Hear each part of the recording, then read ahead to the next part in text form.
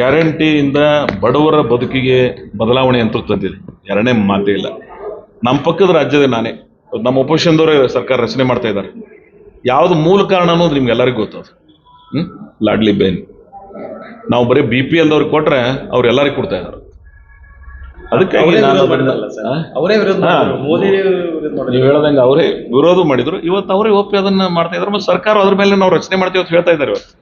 ಅದಕ್ಕಾಗಿ today's politics ನಮ್ಮ ಮೂಲ ಆದರ್ಶಗಳನ್ನು ಬಲಿಕೊಟ್ಟು ನಾವು ರಾಜಕಾರಣ ಮಾಡ್ತಾ ಇದ್ದೀವಿ. ಯಾವುದೇ ಪಕ್ಷದವ್ರಿಲ್ಲ, ವಾಸ್ತವಿಕತೆಯನ್ನು ಬಿಟ್ಟು ನಾವು ರಾಜಕಾರಣ ಮಾಡ್ತಾ ಇದ್ದೀವಿ. ನನಗೆ ಒಂದೇ ಒಂದು ಕಳಕಳಿ ವಿನಂತಿ, ಯಾವುದೇ ಪಕ್ಷ ಯಾವುದೇ ಸರ್ಕಾರಗಳ ರಚನೆ ಆದ್ರೆ ನಮ್ಮ ಇತಿಮಿತಿಗಳನ್ನು ತಿಳ್ಕೊಂಡು ಸಾರ್ವಜನಿಕರ ಹಿತದೃಷ್ಟಿಯನ್ನು ತಿಳ್ಕೊಂಡು ಸಮಗ್ರ ಅಭಿವೃದ್ಧಿ ಅಧ್ಯಯನವನ್ನು ಮಾಡ್ಕೊಂಡು ಮಾಡಬೇಕು.